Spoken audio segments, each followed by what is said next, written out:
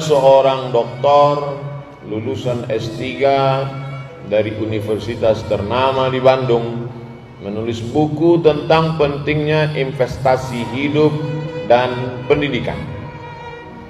Bukunya laris, bestseller.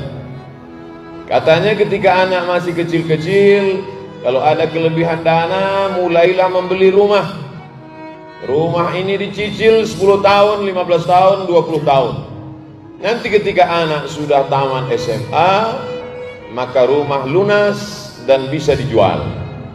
Setelah rumah dijual, bisa dipakai untuk dua. Pertama, pendidikan anak ke jenjang perguruan tinggi S1, S2, S3. Sisanya bisa dipakai untuk modal usaha. Ramai-ramai orang mengikuti saran ini, dan yang menulis buku pun berhasil. Anak yang pertama sudah lulus di Amerika dengan predikat cum laude, sarjana terbaik, bahasa Inggrisnya mantap, dan diterima bekerja di luar. Anak kedua begitu juga, baru saja diterima dengan karir yang memuaskan hati orang tua. Anak paling kecil masih dalam proses pendidikan. Kemana kemari seminar menceritakan tentang keberhasilan. Rumah megah, mobil mewah, jalan-jalan ke luar negeri, hidup nyaman, tentram dan damai. Tapi rupanya Allah Subhanahu wa ta'ala ingin menyentuh yang selama ini belum tersentuh.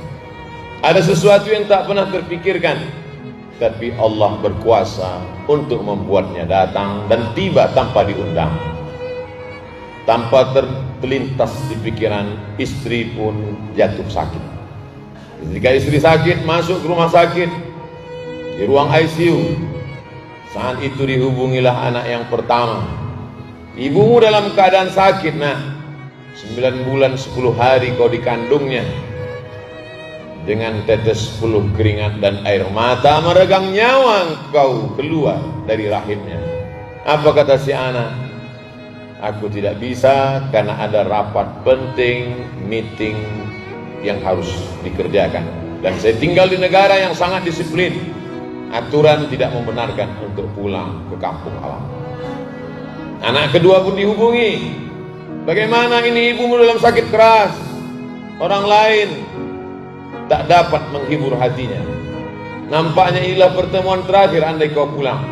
Anak kedua berkata, ayah, aku tidak bisa pulang karena aku baru saja diterima bekerja di perusahaan ternama. Ini masa depanku, ini karirku. Maka hari-hari pertama kerja ini tidak boleh absen. Dan ini negara sangat disiplin. Mereka tidak tahu menahu apa yang terjadi pada karyawannya, maka mesti tetap bekerja. Tinggal lagi satu harapan anak terkecil yang terakhir. Ternyata harapan itu pun juga pupus, hilang, terbang melayang. Karena anak terkecil mendapatkan beasiswa dengan ikatan yang begitu ketat, tidak boleh meninggalkan bangku kuliah. Malaikat maut tidak menunggu, nyawa tetap berpisah, keluar dari jasad dalam keadaan ramai di tengah kesepian. Orang lain banyak datang, tapi anak yang diharapkan membisikkan ke telinga, la ilaha illallah Muhammadur Rasulullah. Anak yang mestinya membacakan ayat-ayat Allah ketika roh akan keluar dari jasad, seperti tebasan pedang di tempat yang sama beratus kali, seperti kambing yang dikuliti hidup-hidup, seperti mata kail pancing yang ditarik dari kulit yang basah, tak dapat meringankan permohonan terakhir sakratul maut. Apa mau dikata? Nasi sudah menjadi bubur. Akhirnya jenazah itu dibawa juga ke liang kubur. Pusara ditutup, air mata menetes, bukan karena kematian, tapi karena buah hati belayan jiwa tak seperti yang diharapkan. Ternyata kesuksesan belum tentu melahirkan kebahagiaan. Renungan panjang akhirnya sang penulis buku meminta kepada semua tokoh yang menulis bukunya supaya buku itu ditarik kembali, karena dia tidak ingin orang lain merasakan perasaan yang sama yang dia rasakan, bahwa ada sesuatu yang tidak bisa dibeli dengan uang. Tidak semuanya bisa dihargai dengan materi. ada penyesalan panjang, air mata darah, tak mengembalikan kehidupan. Kita hanya dapat mengambil pelajaran. Itu yang dipesankan Abu Darda, sahabat Nabi yang mulia, atafakkur sa'at, berpikir sesaat, khairun min qiyami lailah, lebih baik daripada tahajud sepanjang malam. Salahkah anak kita sekolah ke luar negeri? Tidak salah, tapi bekalilah dalam kepalanya Al-Quran dan Sunnah. Salahkah dia hebat menjadi orang yang berkarir bahasa Inggris luar biasa? Tak salah, tapi tanamkanlah dalam kepalanya bahasa Arab, mengerti akhlak, sopan santun, tata krama, budi bahasa. Halaka mar'un lam ya'rif qadrahu, orang celaka bukan orang miskin susah melarat. Orang celaka orang yang tak tahu siapa jati dirinya. Kenalkan dia bahwa kita adalah orang Minangkabau yang dalam satu hembusan nafasnya dia berkata tentang agama dan adat istiadat. Adat basandi syara, syara basandi kitabullah. Ajarkanlah kepada dia bahwa kau akan mati, nak. Hidup hanya sebagai tempat persinggahan. Panas terik bernaung di bawah kayu yang rindang, sementara matahari condong. Tiba masanya kita akan berlalu. Kalau kapal sudah penuh muatan, maka berlayar tak dapat dielakkan. Sampaikanlah kepada kita bahwa dunia ini bukan tujuan. Sampaikan pada mereka bahwa kita hanya singgah sejenak. Setelah itu kita akan berlalu ke tempat yang penuh dengan keabadian. Sehingga dengan demikian dia menjadikan dunia ini hanya sebagai jembatan. Ad-dunya bala'un ilal akhirah. Dunia hanya penyampai kepada tujuan akhir. Bahwa dia akan mencari akhirat penting. Wa bataghi fima ataakallahu daral akhirah. Carilah akhirat. Tahajudlah sepanjang malam. Bacalah Quran. Wala tansa nasibaka minad dunya. Tapi jangan lupa kau hidup di dunia, perlu makan. Anta da'awarataka aghniya, kau tinggalkan ahli warismu, anakmu, cucumu, menantumu dalam keadaan mampu, ekonominya mapan. Khairun, lebih baik min anta da'ahum, daripada kau tinggalkan mereka alatan, miskin, susah, melarat, yatakaffafuna 'alan nas, mereka meminta mengemis kepada orang lain.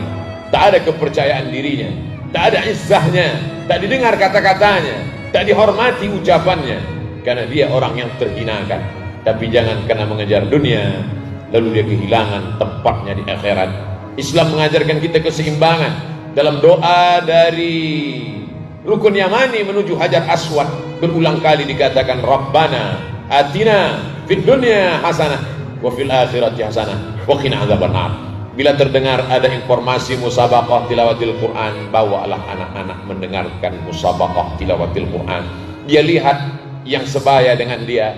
Kenapa bisa hafal Al-Quran? Kenapa aku tidak?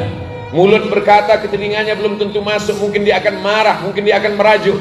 Tapi begitu dia lihat ada qari hafal Quran, umurnya sebaya dengan dia, di kelas yang sama, dia akan berpikir, mengapa aku tidak bisa? Kalau ada pengajian, bawalah dia ke masjid. Dia akan lari, dia akan melompat, dia akan berteriak. Tidak apa-apa, tapi paling tidak dia terbiasa.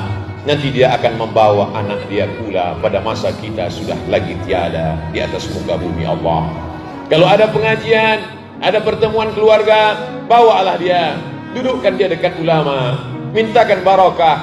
Sampai masanya nanti kita mati dimakan cacing tanah, dia akan membawa cucu kita, anak-anak kita yang tidak pernah kita kenalkan dengan ulama. Maka mereka hanya tahu dunia semata. Sampai masanya kita pun akan hilang dari mata mereka. Air mata mereka meleleh, bukan karena kita mati, tapi karena harta warisan kita terlalu sedikit untuk menopang ekonomi mereka.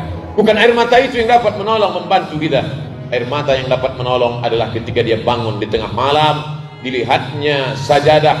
Dulu di sajadah ini ayah tegak berdiri. Dulu di sajadah ini ibu selalu berdoa. Mungkin selama hidup dia tidak pernah tahajud, mungkin selama hidup dia tidak pernah berdoa, dia marah, dia melawan, dia egois. Tapi setelah kita pergi, sajadah itu menjadi perlipur lara, penghapus duka, pengusap air matanya. Dia akan bangun di tengah malam, dia bersimpuh sujud menyesal panjang. Saat itu dia berdoa, Rabbighfirli wa liwalidayya warhamhuma kama rabbayani shaghira. Lapang kubur kita, terang barzakh kita. Tak ada yang lain kita inginkan kecuali hanya permohonan kepada Allah Subhanahu wa taala. 86 tahun lamanya Ibrahim berkata, Rabbi habli minas shalihin. Doa itu kita warisi sampai hari ini juga, berkata Rabbi habli minas shalihin. Kita tidak minta mereka ganteng, kaya, gagah perkasa, tapi sakau mati dalam keadaan husnul khatimah, su'ul khatimah sudah menanti mereka. Yang kita inginkan adalah mereka menjadi orang-orang yang saleh dalam pandangan Allah, muslih dalam pandangan manusia. Ma'akal tafa'afnaita, yang selama ini kau bawa dia ke restoran megah mewah, makanan mahal, menjadi busuk. Kau belikan dia pakaian di mall dengan harga yang luar biasa di luar negeri, lapuk. Tapi yang kau sedekahkan, bawa dia ke panti asuhan, ajak dia makan bersama dengan anak-anak yatim, membuka pintu hatinya. Setelah kita tiada, dibawanya pula anak istrinya ke tempat yang sama. Dulu di sini aku dibawa ayahku, di sini aku dibawa ibuku, hari ini aku bawa pula kalian wahai anak-anakku. Betapa kita tidak pernah menceramahi mereka, tidak pernah menggurui mereka, tapi perbuatan kita masuk ke tangkai jantungnya, masuk ke ubun-ubun kepalanya, bersarang dalam tulang belulangnya, akan dia ulang sampai kita mati. Saat itulah kita sedang mengajarkan amal jariah. Idza matal insan, mati manusia, inqata'a, putus. Tapi ada yang tak putus. Mungkin kita bukan seorang ulama, mungkin kita bukan seorang berilmu, bukan buya, bukan siapa-siapa, tapi ternyata hal-hal yang kecil kita ajarkan, itu yang akan berkesan.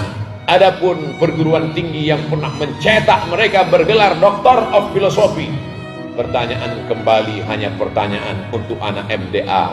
Man rabbuka, siapa Tuhan? Man nabiyuka, siapa nabimu? Ma kitabuka, apa kitab? Pertanyaan yang simpel sederhana, tapi tak dapat dijawab oleh cendekiawan dan intelektual, karena memang Allah yuthabbitullahu alladhina amanu bil qawli tsabit. Dia hanya akan mengokohkan kalimat yang selalu diucapkan, yang selalu diamalkan.